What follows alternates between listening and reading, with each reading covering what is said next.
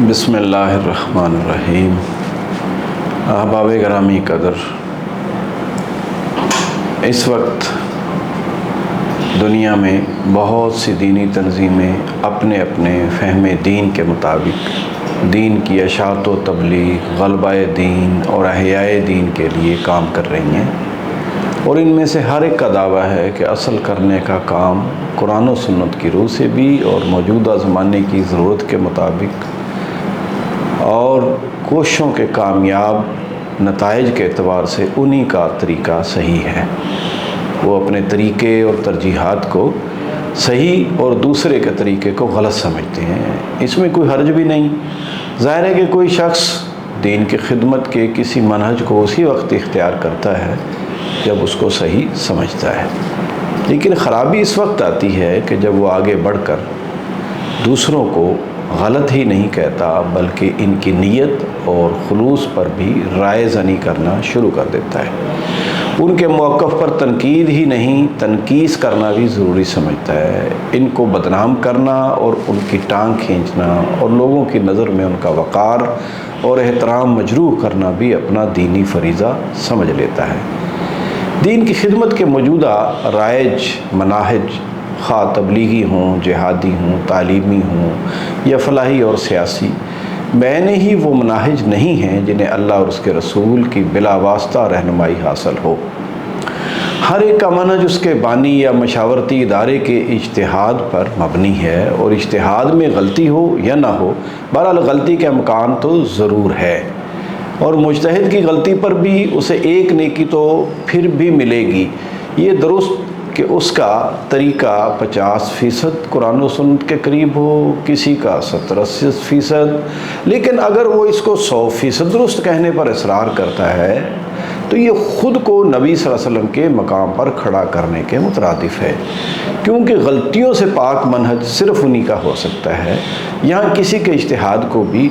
بذریعہ وحی یا کوئی الہامی سرٹیفکیٹ حاصل نہیں ہے۔ ہمارے لیے مناسب راہ عمل وہی ہے جس کا اظہار حدیث و فقہ میں سند کا درجہ رکھنے والے امام شافعی نے کیا ہے کہ ہم خود کو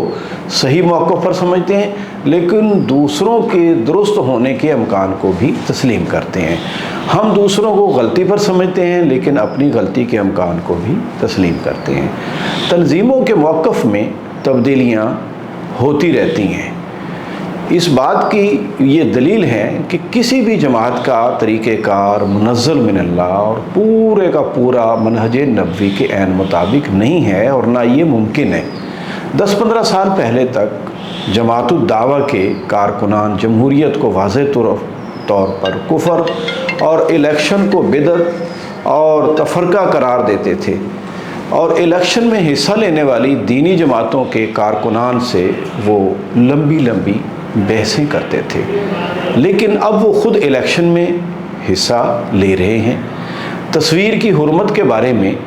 اتنا سخت موقف تھا کہ اپنے اخبارات و رسائل میں چہرے والی تصویریں نہیں دیتے تھے۔ اب امیر جماعت الدعوہ جناب حافظ محمد سعید نہ صرف بات تصویر پریس کانفرنس میں ان کی تصویریں لگتی ہیں بلکہ ہر شہر میں ان کی تصویروں کے ساتھ ان کے کارکنان کی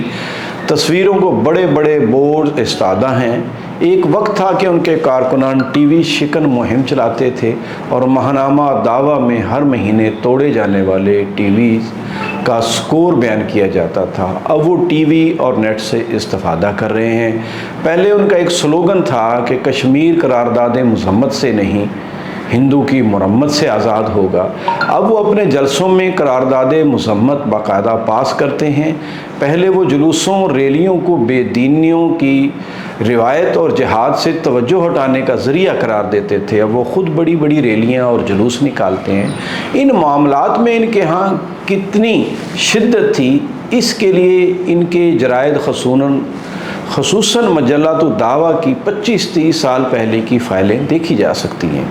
جمہوریت اور الیکشن کو کفر کہنا اور پھر اسے اختیار کر لینا کوئی فروعی نوعیت کا مسئلہ نہیں ہے، یہ بہت بنیادی بحث ہے، لیکن اب پہلے والے موقف پر ان کے رسائل و جرائد میں کسی کو سوال اٹھانے کی بھی اجازت نہیں ہے۔ یہ تبدیلی چونکہ ان کی اپنی جماعت اور امیر کی طرف سے ہوئی، اس لیے اتنے سخت گیر موقف میں تبدیلی کو ایک جماعت نے آسانی سے ہضم کر لیا، تو اب دوسرے فروعی نوعیت کے مسائل کی حیثیت ہی کیا رہ جاتی ہے؟ تصویر کے بارے میں جماعت اسلامی کے بانی سید ابو الاعلیٰ مودودی کا یہ موقف تھا کہ پاسپورٹ، شناختی کارڈ، مجرموں کی شناخت کے لیے تصویر اور طبی ضروریات اور جنگی ضروریات، تعلیمی امتحانات وغیرہ کے لیے تو فن تصویر کا استعمال درست ہے، لیکن غیر ضروری تصاویر، خصوصاً سیاسی اور مذہبی رہنماؤں کی تصاویر تو شرک کے اس خطرہ کے قریب پہنچا دیتی ہیں کہ جس کی وجہ سے تصویر کو حرام قرار دیا گیا ہے۔ یہی وجہ ہے کہ 30 سال پہلے تک جماعت اسلامی کے انتخابی امیدوار اپنے تعارفی پوسٹر پر بالعموم تصویر نہیں لگواتے تھے، لیکن اب اس بارے میں احتیاط تو دور کی بات، تصویری بورڈ اور بینر لگانے کی باقاعدہ تاکید کی جاتی ہے۔ اس طرح سورہ احزاب کی آیت وَقَرْنَ فِي بُيُوتِكُنَّ کی تفسیر میں مولانا مودودی لکھتے ہیں کہ قرآن مجید کے اس صریح حکم کی موجودگی میں اس بات کی آخر کیا گنجائش ہے کہ مسلمان عورتیں کونسلوں اور پارلیمنٹوں کی ممبر بنیں، بیرون خانہ کی سرگرمیوں میں دوڑتی پھریں، کالجوں میں اس کے لڑکوں کے ساتھ تعلیم پائیں، اور اس کے برعکس آج جماعت اسلامی کی خواتین کونسلوں اور پارلیمنٹوں کی ممبر بنتی ہیں، بیرون خانہ جلوسوں میں جاتی ہیں، اور اس سے وابستہ افراد نے نجی یونیورسٹیز قائم کی ہیں جہاں مخلوط تعلیم کا نظام رائج ہے۔ اسی طرح دعوت اسلامی والوں کی پہچان ہری پگڑی تھی،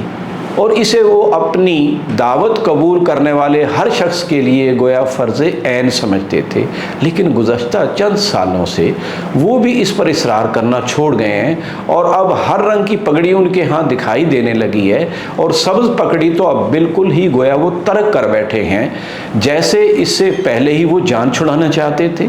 ایک وقت ان کے ہاں صبح نہار منہ پانی پینے کے مسنون ہونے کے حق میں کتابچے تقسیم ہوتے تھے، لیکن اب اہل علم کی صحیح حدیث کی طرف توجہ دلانے کے نتیجے میں انہوں نے اس سے رجوع کر لیا ہے۔ پہلے ہر کام اور ہر بات کرتے ہوئے ہر جملے کے ساتھ وہ لفظ مدینہ مدینہ کی تکرار کیا کرتے تھے، اب وہ بھی معدوم ہو گیا ہے۔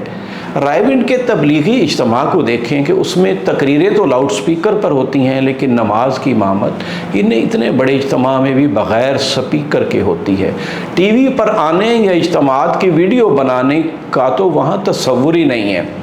اخبارات پڑھنا بڑا برا سمجھا جاتا تھا، لیکن چند سال سے اب تبلیغی جماعت کے ایک اہم مقرر جناب مولانا طارق جمیل صاحب کئی چینلز پر موجود ہوتے ہیں، ان کے اجتماعات کی ویڈیو بنتی ہیں اور تبلیغی رسائل و جرائد میں وہ چھپ رہے ہیں۔ ان چند مثالوں سے یہ معلوم ہوا کہ کسی بھی دینی جماعت کے پہلے موقف سے رجوع بھی ہو سکتا ہے، اور حالات و واقعات کی تبدیلی بعض اوقات انہیں مجبور بھی کر دیتی ہے۔ لہٰذا ان کے وابستگان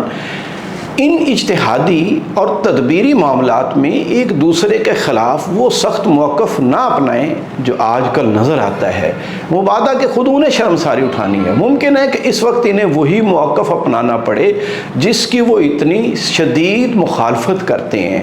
ہم دوسروں کی مخالفت کرتے ہیں، اس وقت وہ چیز غلط ہوتی ہے، اور جب ہم خود اختیار کر لیتے ہیں، یہی معاملہ سیاسی لیڈرز کا ہے کہ وہ ایک دوسرے کو غدار سیاسی لیڈر قرار دیتے ہیں، مذہبی لوگ ایک دوسرے کو گمراہ قرار دیتے ہیں، لیکن جب ان کی تنظیموں کا اتحاد ہو جاتا ہے یا ایک دوسرے کے قریب آ جاتے ہیں تو وہی لیڈر کی صحیح اس بات کا اور رنگ دینا شروع کر دیتے ہیں۔ تو کسی شاعر نے کہا کہ تمہاری زلف میں پہنچی تو حسن کہلائی،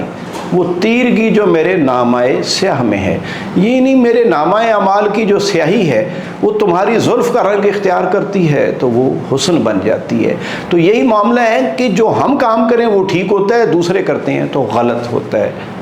سوچئے اور غور کیجئے۔